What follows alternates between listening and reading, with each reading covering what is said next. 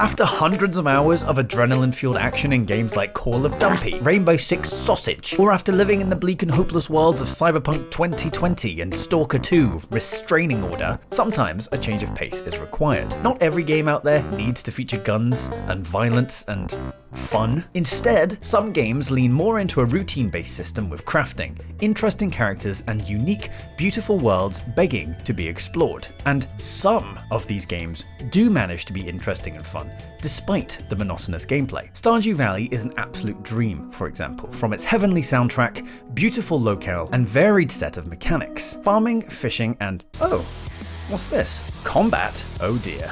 If you Google cozy games, Stardew Valley pops up on every single list, usually somewhere near the top. Most other cozy games on the same lists are almost exclusively free of any form of action whatsoever. And that's kind of the whole point of this video, really. Stardew Valley manages to nail the cozy, put your feet up after a long day kind of vibes and just mong out, and yet somehow manages to be one of the most engaging games I've ever played at the same time. But other cozy games tend to lean away from any form of action whatsoever, and purely into the routine-based gameplay. And well, they kind of fall flat on their face. Ooh, now that's an overgeneralization that's going to get me absolutely crucified. So I'll clarify that out of all the cozy games I've actually played in my life, not all cozy games are like this. Animal Crossing, The Sims, and Spiritfarer are some exceptions. Oh, why must you hurt me so? But that's because they actually bothered to offer us interesting worlds and stories to help keep us engaged. What is happening here?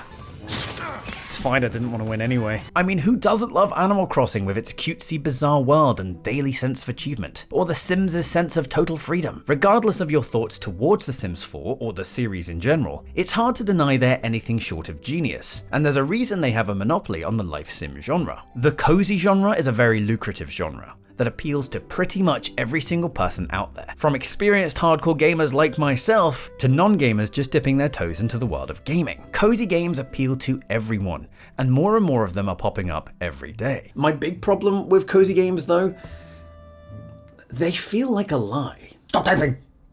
Let me elaborate.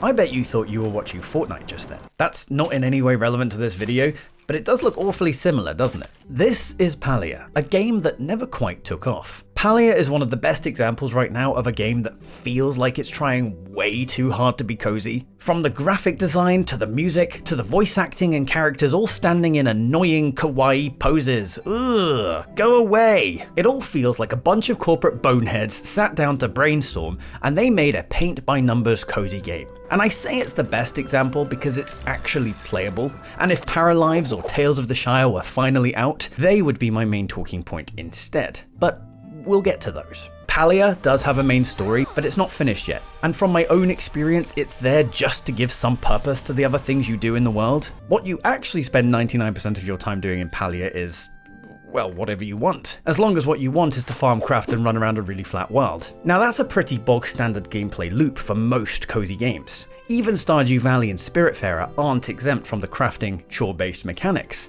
and those are two of my favourite cozy games ever made. But there's just something about Palia that feels off. I'm going to do my absolute best to explain, but you really have to experience it for yourself to truly understand. When I first learned about this game, many moons ago, I was incredibly excited by the prospect of a multiplayer focused game. And while there is multiplayer, it's similar to other modern MMO types, where players exist, but barely. You can see them running around adventuring, but beyond typing in chat and following each other around, hey guys, chop, chop.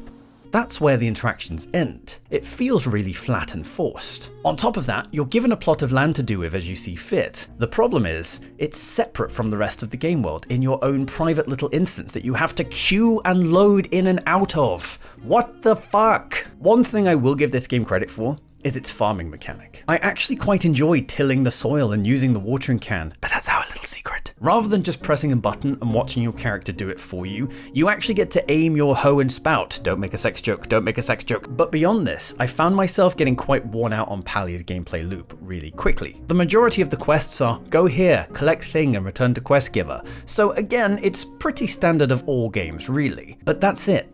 That's all you do. Because there's no combat mechanic or anything to pose a significant threat or challenge to the player, the gameplay loop gets stale very quickly. When you can just run safely to your destination, unhindered by anything in the world, it makes achieving something a lot less satisfying than working to overcome challenges along your way. Even the wolves run away from you. Who is this fun for? Also, when you have to run all this way to talk to one NPC that's miles away from the rest of the main hub area and then run all the way back, it really starts to get on your nerves. This is because Palia has really leaned into the cozy cutesy vibe, attempting to entice gamers into their safe feeling world. You might be wondering how any of this is in any way relevant to the topic at hand, so I guess I'll tell you, geez. This game is free, but not really. If you want any cool or unique items, you'll be paying lots of money for them. How much for some skins that don't change the gameplay in any way whatsoever? And £4 for a pair of googly eye glasses? What the fuck? Here, come and enjoy our lovingly crafted, over-the-top cute world and characters, our annoying, trying too hard to be cozy music, and give us all of your money. This is what I meant when I said you really need to experience it for yourself, because everything just feels off once you discover the store. Like you've just noticed you walked into a trap where everything seemed too good to be true.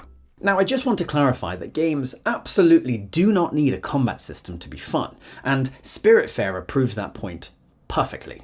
That entire game is about sailing a two-dimensional ocean, keeping your friends happy with food and gifts, and exploring islands for resources, all while you complete quests to fulfill your friends' wishes until they're ready to go to the afterlife. It's the extremely unique setting and story that sets Spiritfarer apart from the other games I've played. It's not endless either, which most cozy games try to be. Spiritfarer has an end, and I think that's also what makes it so good. But if a game isn't going to have an action or challenge element involved, it needs to have something, right? Tales of the Shire, from what I can tell, is also void of a challenge element.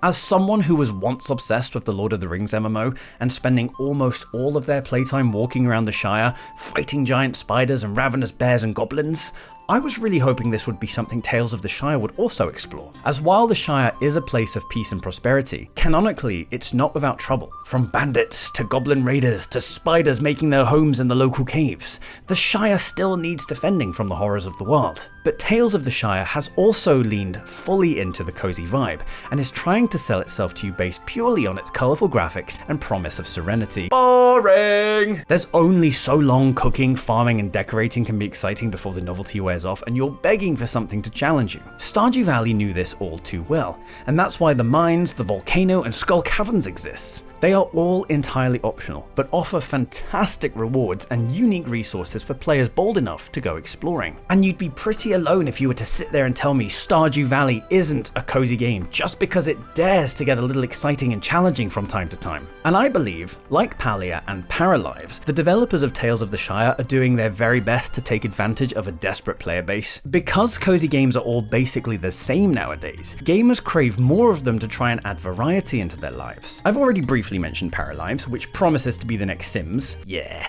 I don't think so. To me, Paralives is another attempt at enticing you into a cozy world with its dollhouse simulation-like mechanics and cel-shaded colourful graphics, but the gameplay, yikes. It's cozy to the max, and I believe it looks and plays more like a phone game. You click to make the characters interact, and you sit back and do nothing until it's done. And yeah, The Sims is the same, but at least there's some personality and charm to everything The Sims do. If there's one thing The Sims are, it's full of personality. The Sims is also full of variety, for the cost of a small home, but at least there are plenty of things to do to keep you from being bored. From house building, which is probably the best building mechanic I've ever seen in a game, with players being able to build some insane things, which unfortunately an indie game will never be able to live up to, and to the various jobs and activities you can have Sims partake in. The Sims is also extremely cozy, but I never feel like it's trying to be. It's more of a byproduct of the insane amount of things you can actually do in the game. And one of my favourite things to do in the game, when the mood strikes me, is to have my Sims curl up at a desk and work on a novel, while the snow covers the ground in real life, and I'm curled up under a blanket with a hot chocolate. It's a small aspect of the game,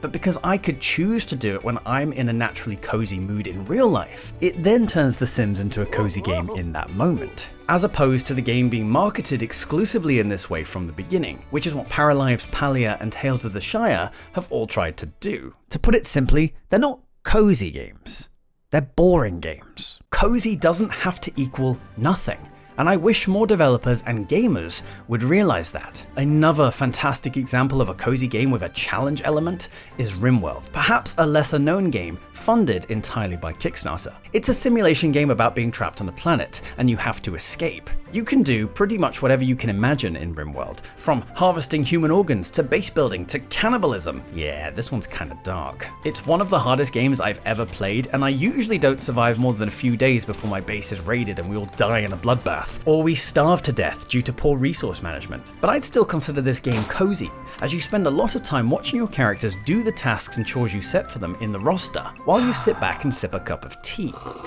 Oh no! Oops, I yapped for too long there. But hopefully you understand what I'm trying to say. I don't hate any of these games. Well, but I wish they actually tried to be something more.